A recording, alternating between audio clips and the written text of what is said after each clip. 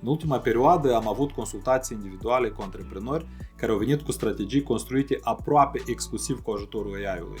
Concluzia lor era aceeași. Pe hârtie sună bine, dar în realitate ceva nu funcționează.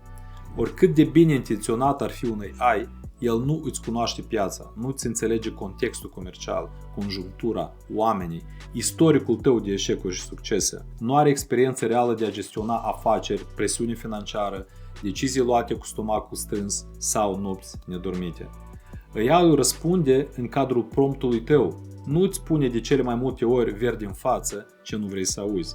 Este un joc al algoritmilor, etic, încurajator, politicos, dar businessul real nu este nici politicos, nici etic și nici încurajator. În era tehnologiei avansate există lucruri pământești care nu dispar.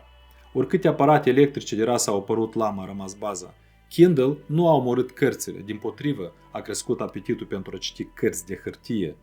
Când avem o problemă profundă, mergem tot la un om, preot, psiholog, mentor.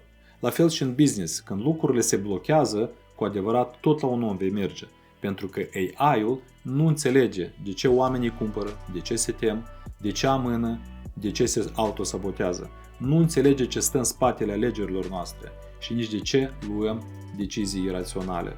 AI-ul nu este o pastilă magică, este un spor, un instrument, un amplificator.